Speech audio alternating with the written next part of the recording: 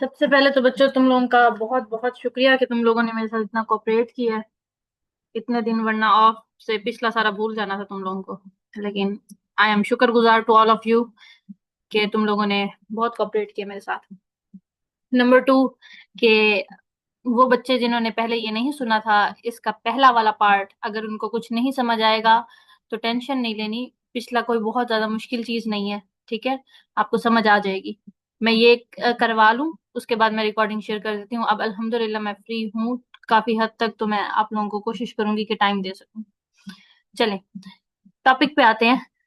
पहला पहला लेक्चर, पहला पहला नहीं, इससे previous antibody genes part one, जिसने सुना था उस उन सबको याद है?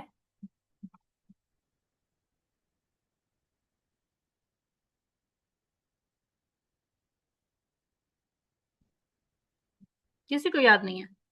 मैडम आप कुछ पूछेंगी तो हमें पता चलेगा। अच्छा, मैं कुछ पूछूंगी तो पता चलेगा। अच्छा, कोई ऐसा बच्चा जो बगैर मेरे सवाल पूछे मुझे बता सके कि पिछला लेक्चर याद है कि नहीं है? हमने पढ़े थे एंटीबॉडी जीन्स, ठीक है। मैं तुम लोगों को थोड़ा सा दोबारा गो थ्रू करा देती हूँ। ये एक गंदी सी एंटीबॉडी से गुजारा कर लो। ये एंटीबॉडी नजर आ रही है, ठीक है। हमने इसमें पढ़ा था कि एंटीबॉडी का जो मॉलिक्यूल है वो कितनी चेन से मिलकर बना है? 4 चेन्स, ठीक है, जिसमें 2 आपके पास लाइट चेन है, ठीक, और 2 ही आपके पास हैवी चेन है। फिर हमने उसमें पढ़ा था कि दोनों लाइट चेन और हैवी चेन मिलके बनी है किसके साथ? आपके वेरिएबल पोर्शन के साथ और आपके कांस्टेंट पोर्शन के साथ। चाहे आपकी हैवी चेन हो या आपकी लाइट चेन हो, दोनों में 2 हिस्से हैं। एक कहलाता है वेरिएबल हिस्सा। वेरिएबल हिस्सा वो है जिसने एंटीजन के साथ बाइंड होना है, ठीक है। यानी कि ये एंटीबॉडी को स्पेसिफिसिटी दे रहा है कि किस टाइप का एंटीजन बाइंड होना है, वो ये वाली साइड डिसाइड करेगी। दूसरा हिस्सा है कांस्टेंट रीजन, दोनों का, चाहे वो लाइट चेन है चाहे वो हैवी चेन है, ठीक। फिर हमने बात की थी कि कांस्टेंट जो रीजन है, specially constant region of heavy chain, वो डिसाइड करता है, क्या चीज डिसाइड करता है कि आपकी एंटीबॉडी कैसी होगी। तो फिर कांस्टेंट रीजन लाइट चेन का, उसका क्या काम है? टाइप तो डिसाइड कर ली कि आईजीएम होगी, आईजीजी होगी, वो तो डिसाइड कर ली हैवी चेन के कांस्टेंट पार्ट ने। फिर इस लाइट चेन के कांस्टेंट पार्ट का क्या काम है? ये बताता है सब टाइप कौन सी होगी। लाइक हमने डिस्कस किया था कि आईजीजी की आगे फर्दर टाइप्स हैं, तो अब वो जो फर्दर टाइप्स हैं वो कौन बताता है, किस पे डिपेंड करती हैं? आपके लाइट चेन के कांस्टेंट पार्ट पे। यहां तक क्लियर है? ये चीज याद आई है तुम लोगों को? ये मैं सारा कुछ पढ़ा चुकी हूँ।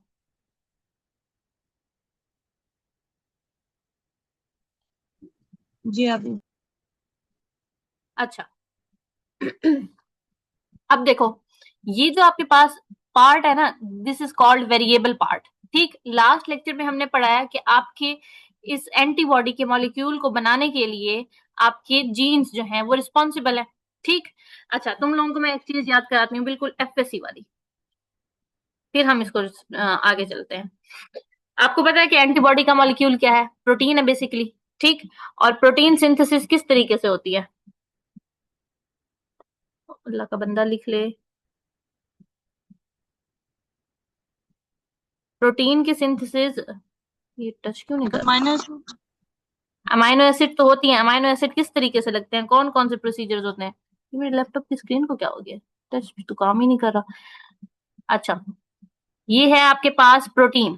प्रोटीन कैसे बनती है? मुझे लगता है लिखने से काम नहीं बनेगा क्योंकि मेरी स्क्रीन का टच नहीं काम कर रहा।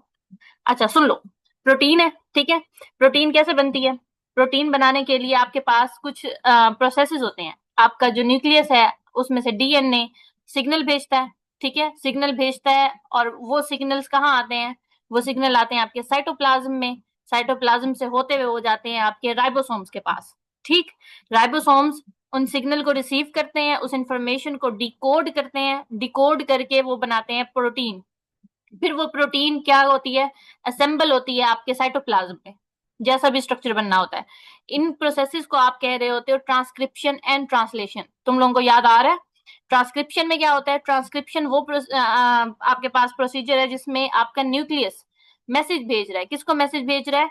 आपके राइबोसोम्स को, कि इस सीक्वेंस के मुताबिक अमाइनो एसिड लगाओ और प्रोटीन बना दो, ठीक। This is called transcription. और ट्रांसलेशन क्या चीज है? ट्रांसलेशन है कि उस सीक्वेंस को रीड करना, कि कौन रीड करेगा? आपके राइबोसोम्स। और उसको रीड करके उसी सीक्वेंस के मुताबिक अमाइनो एसिड लगा के प्रोटीन बना देना। यही सिमिलर प्रोसीजर होता है आपकी एंटीबॉडी की प्रोडक्शन के लिए। ठीक, अब एंटीबॉडी की प्रोडक्शन कराने के लिए भी आपका न्यूक्लियस क्या भेजेगा? सिग्नल। और वो सिग्नल कौन से जीन्स भेजते हैं? हमने वो सारे जीन्स डिस्कस किए थे कि कौन से स्पेसिफिक जीन सेगमेंट्स हैं जो कि आएंगे और आपकी ट्रांसक्रिप्शन की प्रोसेस के जरिए से बताएंगे कि ये सीक्वेंस है। ठीक है, और आपके राइबोसोम उसी को ट्रांसलेट करेंगे। अच्छा, अब देखो हमने डिस्कस किया था कि ये जो वेरिएबल पोर्शन है ना, ये जो वेरिएबल पोर्शन है इसको बनाने वाले जीन्स कौन से थे? VDJ। ला, ये मेरी स्क्रीन को क्या हो गया है?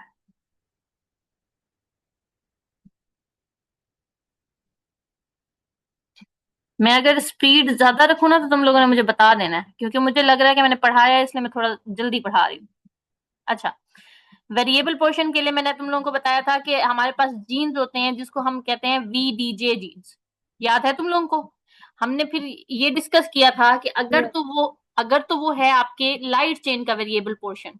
ठीक, तो उसके लिए हमारे पास सिर्फ दो जीन्स होंगे, one is V, other is J। V और J मिलके बना रहे हैं आपके लाइट चेन का वेरिएबल पोर्शन। ठीक, मैं तुम लोगों को फिर से डायग्राम से दिखा देती हूँ। ये है आपकी लाइट चेन, इसका ये वेरिएबल पोर्शन, इसको बनाने के लिए अलग जीन्स है। ठीक है, ये वेरिएबल पोर्शन जो कि आपकी हैवी चेन का है, इसको बनाने के लिए अलग जीन्स है। इसके लिए जो जीन्स लगेंगे वो है V और J जीन्स, और इसके लिए जो जीन्स लगेंगे वो है V, D और J जीन्स। ठीक है, चाहे यहाँ पे V और J आप लोगों को लग रहा होगा सेम है, जैसे कि इसमें है, एक डी ही एडिशनल है ना, लेकिन नहीं, यहाँ पे जो वी और जे है वो अलग आपके क्रोमोसोम से आ रहे हैं, और यहाँ पे जो जे है वो VDJ है वो अलग से आ रहे हैं। ठीक है, अब ये VD और J आपके जो जीन्स हैं ये सिग्नल भेजेंगे और बनवाएंगे आपका ये पोर्शन। ठीक, अच्छा, ये तो हमने बना लिया सिर्फ और सिर्फ वेरिएबल पोर्शन। ठीक है, अब जब तक लाइट चेन और हैवी चेन का कांस्टेंट पोर्शन नहीं बनेगा ये आपके साइटोप्लाज्म में नहीं आएंगे।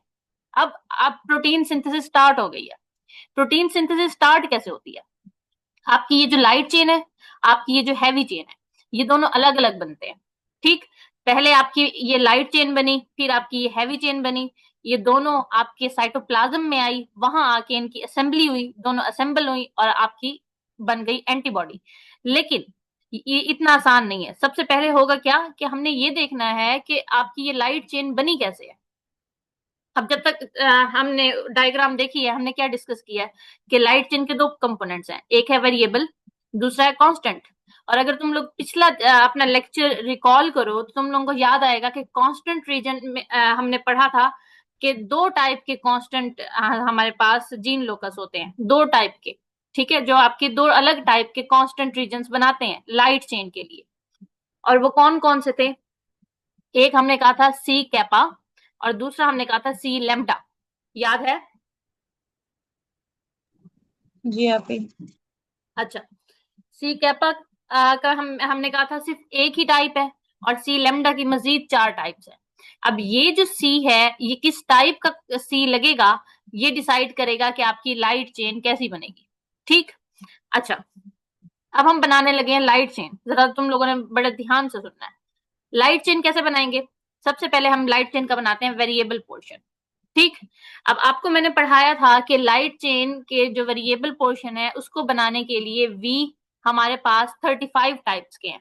ठीक है, अब कितने सेगमेंट है जीन के? कितने टाइप के जीन सेगमेंट्स हैं? 35, 1 से लेकर 35।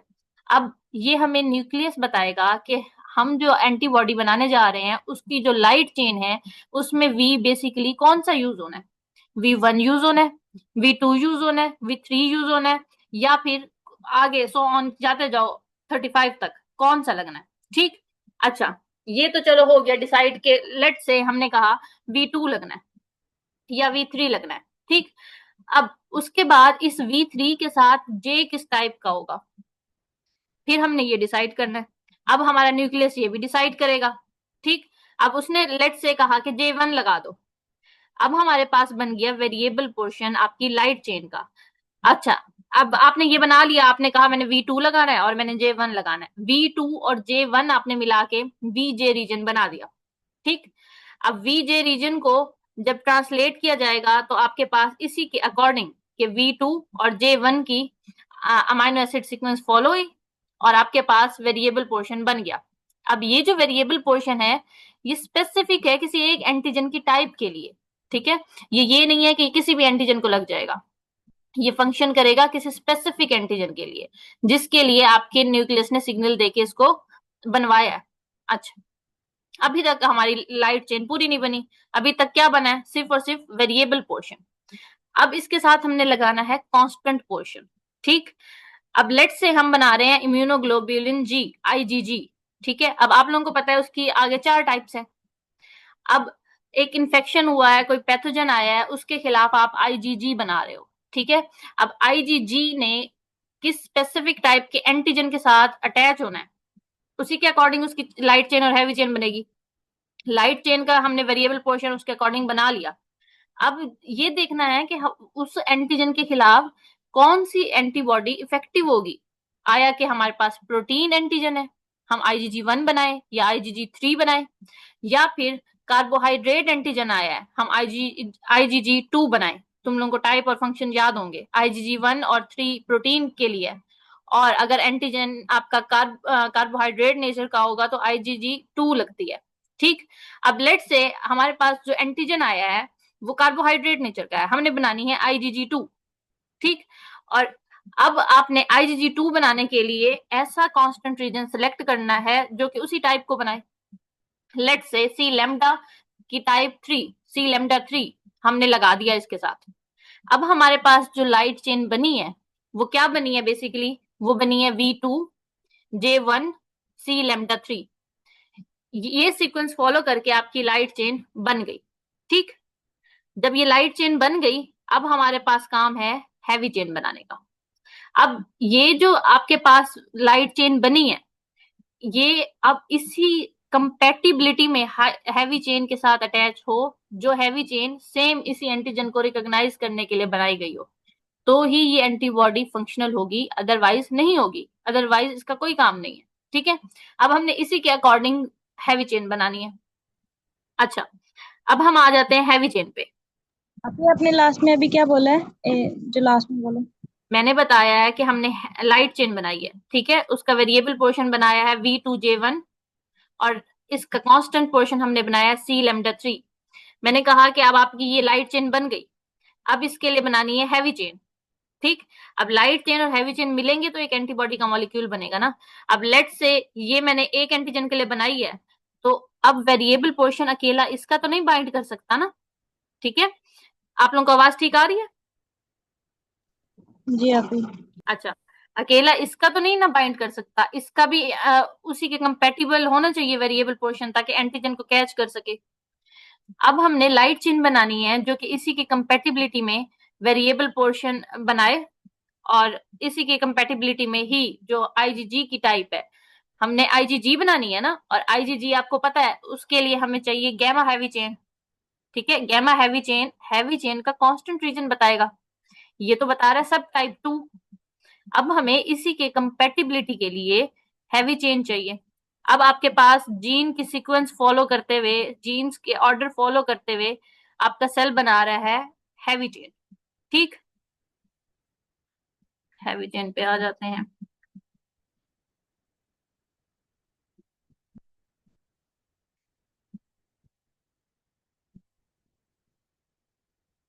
अच्छा, अब हमने देखा कि हैवी चेन पे भी एक वेरिएबल पोर्शन है, दूसरा कांस्टेंट पोर्शन है, ठीक। वेरिएबल पोर्शन के लिए हमने V, D और J लगाना है। लेट से V, D और J की सीक्वेंस आपके जो न्यूक्लियस ने बताई है वो बताई है V1 लगे, D3 लगे और J6 लगे, ठीक। अब ये लग गया, अब आपका ये वेरिएबल पोर्शन बन गया V1, D3 और J6। अब साथ में जब तक म्यू का कांस्टेंट पार्ट नहीं लगेगा, सॉरी गैमा का कांस्टेंट पार्ट नहीं लगेगा, यहाँ मैंने म्यू शो किया हुआ है, आप अपने जहन में गैमा रखो, क्या तब तक IgG बन सकती है? कोई बच्चा बना सकता है बगैर ये वाला पोर्शन लगाए IgG? जी आप ही। नो आप ही। अच्छा, छोटे बच्चे भी सुन रहे हैं, ठीक है। अब आपने क्या करना है, यहाँ पे लगाना है सी गैमा, ठीक।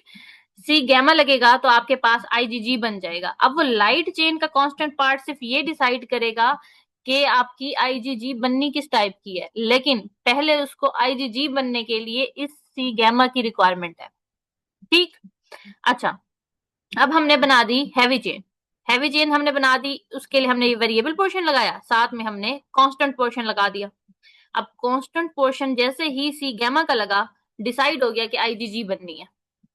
अच्छा, चलो हमने बना दी आपकी हैवी चेन। अब हैवी चेन और लाइट चेन ये कहाँ जाएंगी, ये जाएंगी आपके न्यूक्लियस में, सॉरी आपके साइटोप्लाज्म में। वहां पे जब ये जाएंगी, ये होंगी असेंबल। असेंबल होंगी तो आपके पास एक एंटीबॉडी का मॉलिक्यूल बन जाएगा। लेकिन उसको बनाने के लिए पहले हमने लाइट चेन अलग बनाई और हैवी चेन अलग बनाई। लाइट चेन बनाने के लिए हमने क्या किया, दो काम करने हैं, एक वेरिएबल पोर्शन बनाना है और एक कांस्टेंट बनाना है। इसी तरीके से हैवी के लिए भी हमने वेरिएबल पोर्शन और कांस्टेंट पोर्शन बनाना है। अच्छा, लेट्स से कि मैंने लाइट चेन बनाई, मैं चाह रही हूं कि मैं लाइट चेन बनाऊं V3 की और J2 की, ठीक है। मैं नहीं चाह रही, ये मेरा इम्यून सिस्टम चाह रहा है, और साथ में मैं सी कैपा लगा दूं। अब ये मेरे पास एक लाइट चेन बन गई है। अब ये नहीं है कि अब ये लाइट चेन बन गई है जाके एंटीबॉडी बनाएगी, हो सकता है ये फंक्शनल ना हो, आगे चेक एंड बैलेंस होता है। अब अगर ये फंक्शनल नहीं होगी तो ये किसी काम की नहीं होगी, इसके चेक एंड बैलेंस को देखेंगे, इसको चेक करेंगे, और हो सकता है कि इसको चेंज करना पड़े, ठीक है। तो हम चेंज क्या करते हैं, बेसिकली हम चेंज करते हैं ये इसका लाइट पोर्शन का कांस्टेंट रीजन। अच्छा, अगर तो ये फंक्शनल है तो ये ठीक है, आपके पास ये लाइट चेन बन गई, अब इसको हैवी चेन के साथ अटैच करना है। अगर ये ठीक नहीं है तो ये फिर दोबारा से एडिटिंग के लिए जाता है, ठीक है। वो मैं तुम लोगों को पढ़ाऊंगी कैसे होता है। ये फिर एडिट होता है, इसमें फिर चेंजेस आती हैं आपकी इन्हीं जीन सेगमेंट्स की, और जैसे ही ये चेंजेस आती हैं फिर ये दोबारा से जाती है और चेक करवाती है खुद को कि मैं ठीक बनी हूं कि नहीं बनी, ठीक। लेट्स से मैं एक और किस्म की एंटीबॉडी भी साथ में बनाना चाह रही हूँ। अब वो एंटीबॉडी अब कैसी होगी, अब मैंने कोई और वी पोर्शन उठा लिया, कोई और जे पोर्शन उठा लिया, साथ में मैंने कांस्टेंट रीजन चेंज कर दिया। जैसे ही मैंने कांस्टेंट रीजन चेंज किया तो मेरे पास एंटीबॉडी चेंज हो गई, ठीक। अब ये जो आपके पास वेरिएबल पोर्शन की चेंजिंग है, ये आपको ये बताएगी कि एंटीबॉडी में कितनी ज्यादा वेरिएबिलिटी है, कितनी स्पेसिफिसिटी है, ठीक। अब इसका क्या मतलब है, इसका मतलब ये है कि आपका जो एक्सपोजर होता है इतनी वाइड और बहुत ज्यादा यूं कह लो डाइवर्स इन्वायरमेंट में, वो डिफरेंट किस्म के ऑर्गेनिज्म से होता है, एक किस्म का ऑर्गेनिज्म तो नहीं होता ना। अब लेट्स से आप ई कोलाई की बात करो या आप साल्मोनेला शिगेला की बात करो, आप देखोगे फर्दर इसकी स्ट्रेन्स है, इसकी फर्दर सब टाइप्स है। अब कौन सा ऑर्गेनिज्म आया, उस ऑर्गेनिज्म की कौन सी सब टाइप आई है, ठीक है। अच्छा, या कौन सा वायरस आया और उस वायरस की फर्दर कौन सी स्ट्रेन है, उसी के अकॉर्डिंग आपकी एंटीबॉडीज चेंज होती रहती है। फॉर एग्जाम्पल, एक आपके पास इकोलाई की स्ट्रेन है, उसने आपको एक दफा इन्फेक्शन किया, ठीक है। आपकी जो उसके रिस्पॉन्स में लाइट चेन बनाई वो हमने बनाई V3J2 साथ में सी कैपा। लेकिन नेक्स्ट टाइम आपको इकोलाई का इन्फेक्शन हुआ, अब आपके पास ये वाली एंटीबॉडीज मौजूद थी जिसकी लाइट चेन ये थी, लेकिन आपको वो E2 है, वो ई कोलाई वो वाली है ही नहीं। तो ये वाली जो लाइट चेन है ये उस ई कोलाई के अगेंस्ट एक्ट ही नहीं करेगी। उस जो दूसरी स्ट्रेन आई है उसके लिए हमें अलग किस्म का वेरिएबल पोर्शन चाहिए होगा। तो अलग किस्म के वेरिएबल पोर्शन के लिए हमारी बॉडी क्या करती है, वी और जे की सीक्वेंस चेंज करती है अकॉर्डिंग टू द ऑर्गेनिज्म, कि किस किस्म का हमारे पास एंटीजन है, किस किस्म की हमने एंटीबॉडी बनानी है। आप लोगों ने पढ़ा होगा कि हर एंटीजन के लिए स्पेसिफिक एंटीबॉडी चाहिए होती है, और वो स्पेसिफिसिटी ये वेरिएबल पोर्शन डिटरमिन कर रहा होता है, ठीक है।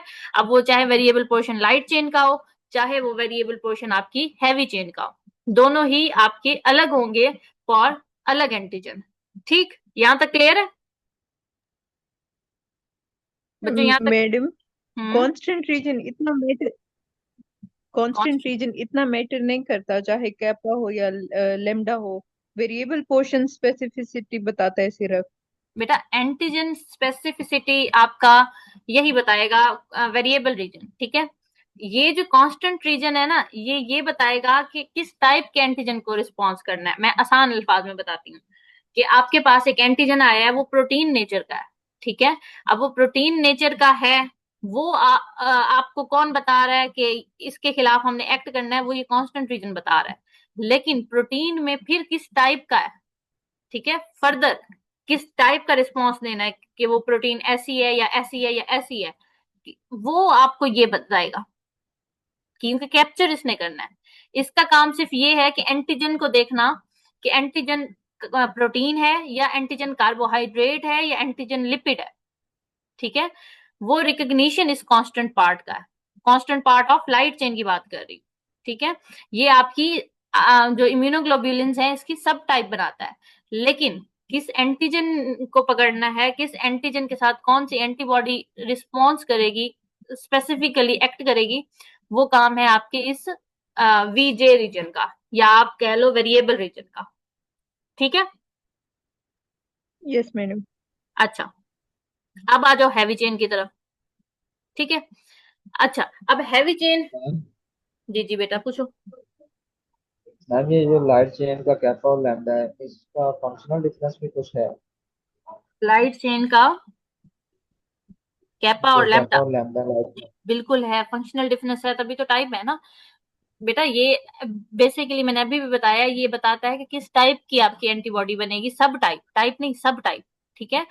फॉर एग्जांपल आपकी टाइप सेलेक्ट कर ली constant region of heavy chain ने, इसने टाइप सेलेक्ट कर ली कि आईजीजी बनानी है, लेकिन वो आईजीजी किस सब टाइप की होगी, आईजीजी 1 होगी, आईजीजी 2 होगी, आईजीजी 3 होगी, आईजीजी 4 होगी, वो डिपेंड करेगा आपके constant region of light chain पे, ठीक है।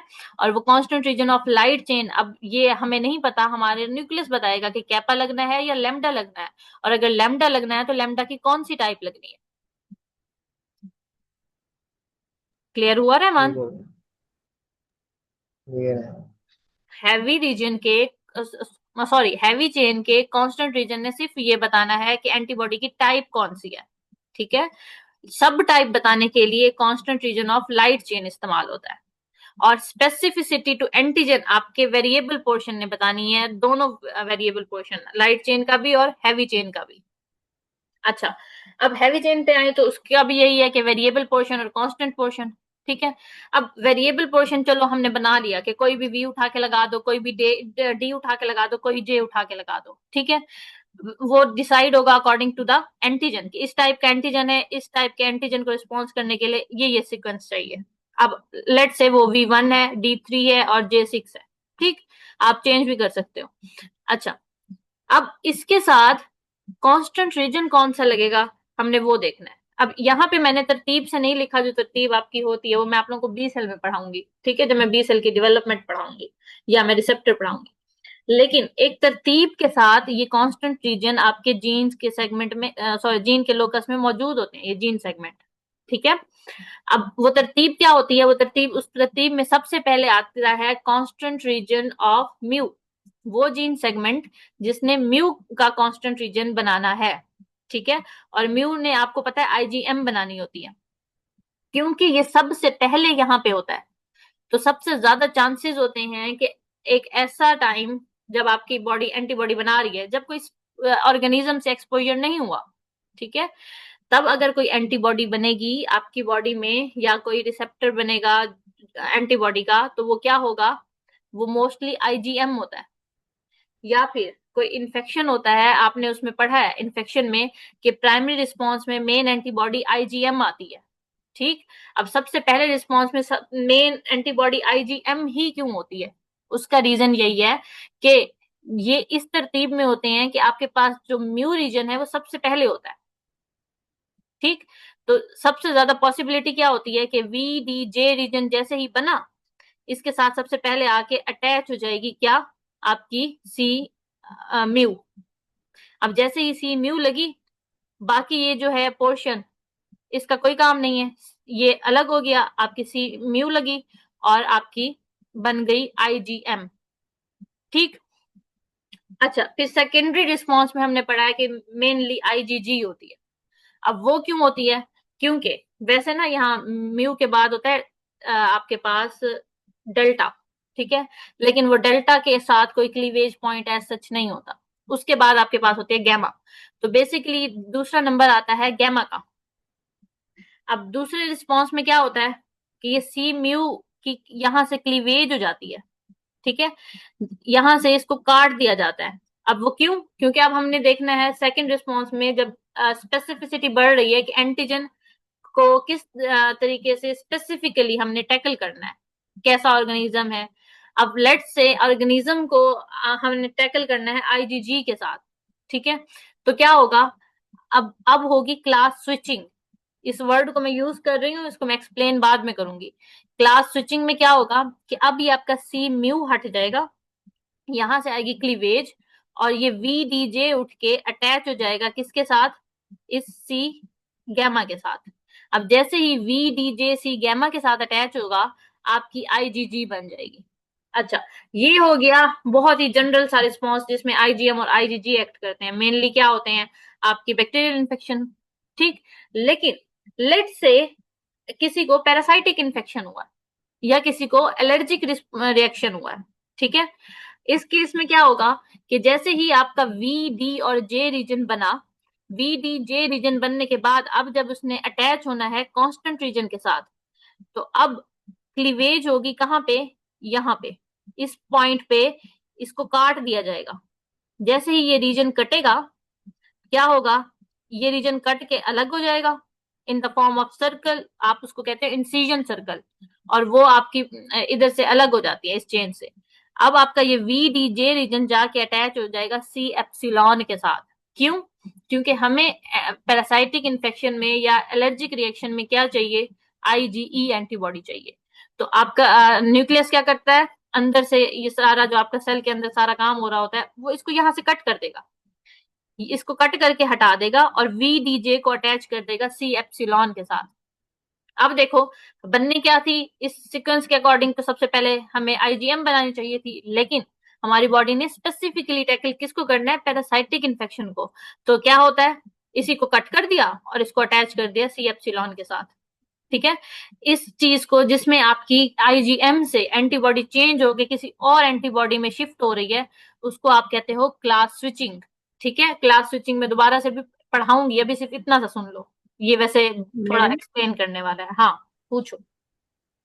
क्लास स्विचिंग तब होती है, वो मतलब बॉडी कंडीशन देखती है कि मतलब कौन सा स्पेसिफिक रिएक्शन देना है। एलर्जिक का है तो फिर वो म्यू से चेंज होकर फिर ई के साथ अटैच हो जाएगी, वो मतलब उसी वक्त की कंडीशन बताएगी हमें। यस यस, ये प्रोसीजर कैसे होता है मैं डिटेल में पढ़ाऊंगी तुम लोगों को जब मैं बी सेल की मैचुरेशन पढ़ाऊंगी, ठीक है, और मैं बीसीआर पढ़ाऊंगी। लेकिन अभी इतना याद रखो, लेट से तुम्हें एलर्जी हुई है, ठीक है, स्किन के ऊपर एलर्जी हुई है, तो क्या आईजीएम एक्ट करेगी, नो, आईजीजी? नहीं, तुम्हें क्या चाहिए, आईजीई करेगी। आईजीई चाहिए, तो क्या होगा, क्लास स्विचिंग होगी। क्लास स्विचिंग के लिए ये यहाँ से कट जाएगा, और जैसे ही कटेगा आपका वी डीजे रीजन उठा के इसके साथ अटैच कर दिया जाएगा, और जब सी एप्सिलॉन लगेगा तो एंटीबॉडी की टाइप चेंज होके आईजीई में कन्वर्ट हो जाएगी। समझ आया? Yes madam. इसको आप कहते हो क्लास स्विचिंग। अच्छा यहां तक तो हो गया। अब ये तो हमने डिस्कस कर लिया ना कि हो क्या रहा है, आपकी लाइट चेन बन रही है, हैवी चेन बन रही है। इसमें हमने ना दो प्रोसीजर डिस्कस किए हैं जिसको मैं नेम करना चाहूंगी, ठीक है। वो प्रोसीजर क्या है, अभी हमने कहा कि वी और डी और जे डिफरेंट सीक्वेंस के होते हैं, ठीक है, और डिपेंड कर रहा होता है कि किस एंटीजन को हमने टैकल करना है, उसके अकॉर्डिंग हम वी डी जे को चेंज करते हैं, ठीक। अब वी डी जे, अब जब इतना ज्यादा चेंजिंग आती है इसमें, इस वी डी जे को आसानी से चेंज तो नहीं किया जा सकता ना, जाहिर है कोई म्यूटेशन होती है। म्यूटेशन क्या है, change in sequence, change in sequence of genes. कुछ म्यूटेशन अच्छी होती हैं, ये वो एक अच्छी म्यूटेशन की एग्जांपल है। अच्छा, तो इसमें एक टर्म है सोमैटिक हाइपर म्यूटेशन। अब सोमैटिक हाइपर म्यूटेशन क्या है मैं तुम लोगों को अब बताती हूँ।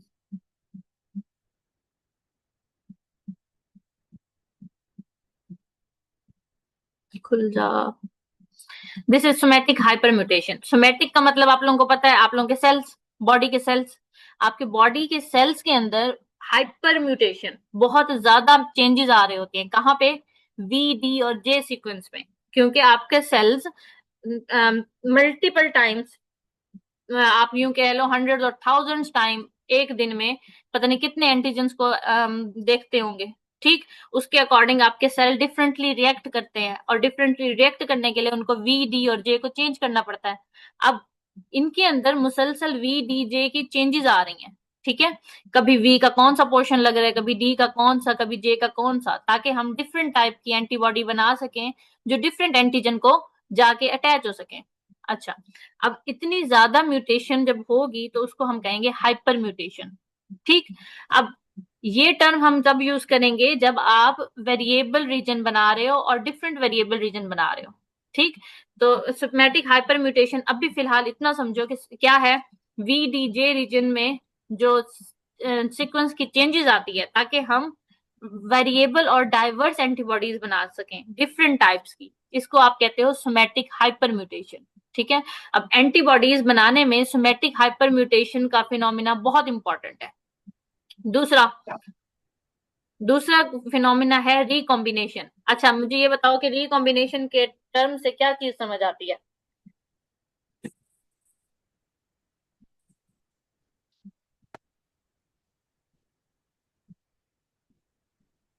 रिकम्बाइन करना, दोबारा से कंबाइन होना। ठीक, अब रिकॉम्बिनेशन बेसिकली यहाँ पे ये है कि आपका V, D, J region constant region के साथ अटैच होता है, कंबाइन होता है। ठीक है, और डिफरेंट एंटीबॉडी बनाने के लिए डिफरेंटली कंबाइन होता है। एक वीडीजे की अलग सीक्वेंस अलग सी टाइप के साथ अटैच होगी, दूसरी सीक्वेंस किसी दूसरी सी टाइप के साथ अटैच होगी। अब सी भी डिफर कर सकती है। ठीक है, कि कौन सी सी लगेगी, वो लाइट चेन है तो उसमें डिफर करेगी, हाई अगर आपके पास हैवी चेन है तो उसमें डिफर करेगी, वीडीजे की सीक्वेंस डिफर करेगी। अब ये जो कॉम्बिनेशन में डिफरेंसेस हैं, जो बार बार डिफरेंट कॉम्बिनेशन आपस में मिल रहे हैं, इसको आप कहते हो रिकॉम्बिनेशन। अब देखो, ये दोनों प्रोसीजर चल रहे हैं तो आपकी एंटीबॉडी बन रही है। कैसे, मैं तुम लोगों को दिखाती हूँ। ये आपका एंटीबॉडी का मॉलिक्यूल है। ठीक, अब इसको बनाने के लिए कंबाइन हुआ है आपका वेरिएबल और कांस्टेंट रीजन। ठीक है, और कंबाइन हुआ है आपका वेरिएबल और कांस्टेंट रीजन, और कंबाइन हुई है आपकी different light chain different heavy chain के साथ। अभी किस तरीके से कंबाइन होंगे और किस तरीके से एक डिफरेंट मॉलिक्यूल बनाना है, दिस इज कॉल्ड रिकॉम्बिनेशन। ठीक, और आपका ये वेरिएबल पोर्शन कैसा है, किस टाइप का है, उसको बनाने के लिए हमारे पास जो फिनोमेना है दैट इज सोमैटिक हाइपरम्यूटेशन। सोमैटिक हाइपरम्यूटेशन नहीं होगा तो यहाँ पे वेरिएशन नहीं होगी, यहाँ वेरिएशन नहीं होगी तो एंटीजन स्पेसिफिसिटी नहीं आएगी। एक ही टाइप का वेरिएबल रीजन हो तो हर एंटीजन को पकड़ने के लिए, किसी भी किस्म के एंटीजन को पकड़ने के लिए पीआरआर वाला काम हो जाए, जनरल रिस्पॉन्स। ठीक, लेकिन नहीं, हमें स्पेसिफिक ऑर्गेनिज्म को स्पेसिफिक रिस्पॉन्स देना है, यहाँ पे वेरिएबिलिटी आएगी, डिफरेंट अमाइनो एसिड के सीक्वेंस आएंगी। ठीक है, आप इसमें पढ़ोगे कि वेरिएबल रीजन में आपकी बुक में लिखा है एक और रीजन होता है जो कि कुछ अमाइनो एसिड पे मुश्तमिल होता है, पूरा नहीं, स्टार्ट में यहाँ पे, जिसको आप हाइपर वेरिएबल रीजन कहते हो। वहां पे वेरिएबिलिटी अमाइनो एसिड की हर एंटीबॉडी में डिफर करती है बहुत ज्यादा, ये वाले पोर्शन में तो फिर इतना नहीं करती, यहाँ पे बहुत ज्यादा करती है, उसको आप कहते हो हाइपर वेरिएबल रीजन। ठीक, अच्छा, ये फिनोमिना किसके तहत है? आपकी सोमैटिक हाइपर म्यूटेशन के तहत। दूसरा, आपके कांस्टेंट रीजन और वेरिएबल रीजन को कंबाइन करने के लिए कि किस टाइप का वेरिएबल और किस टाइप का कांस्टेंट जुड़ेगा, उसके लिए आपके पास फिनोमेना है जेनेटिक रिकॉम्बिनेशन। ठीक, और फिर इनको बनाने के लिए आपके पास दो एंजाइम्स हैं, रैग 1 और रैग 2। आप लोगों ने ये उसमें भी पढ़े होंगे, डीएनए की रेप्लिकेशन में वो इस्तेमाल हो रहे होते हैं। अब मुझे बताओ, यहां तक कोई चीज ना समझ आई हो? तो मैंने थोड़े स्क्रीनशॉट्स लिए हैं, मैं वो तुम्हें सेंड कर दूंगी। मैंने इसी नंबर से मैंने तुम्हें भेज बुशरा, मुझे आपकी कोई बात नहीं समझ आई।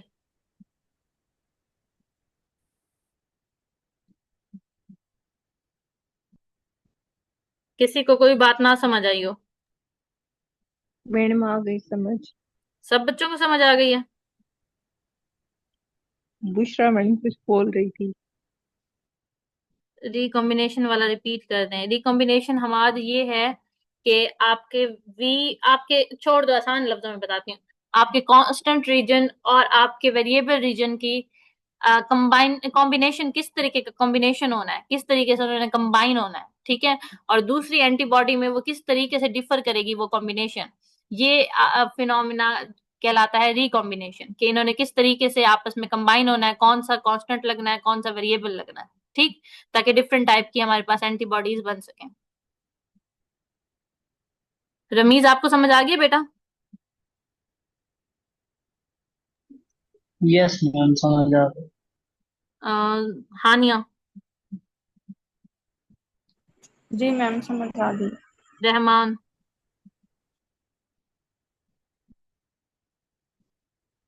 आगे में फायजा,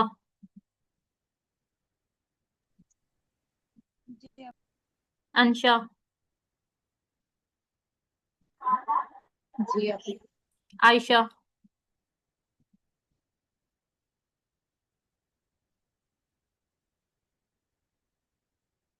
आयशा ने मेरा ख्याल है पिछला लेक्चर ज्वाइन नहीं किया था, तो उसको शायद नहीं समझ आई, है ना? अच्छा, मैंने ये भी ज्वाइन नहीं किया। आप, इसलिए मैंने आपसे पूछा ही नहीं अभी। अच्छा, मैं तुम लोगों को ना भेजती हूँ, ठीक है। ये मीटिंग एंड होने लगी है, अगर कोई क्वेश्चन हो तो ग्रुप में पूछ लेना। अल्लाह हाफिज। अल्लाह हाफिज। अल्लाह हाफ़िज़।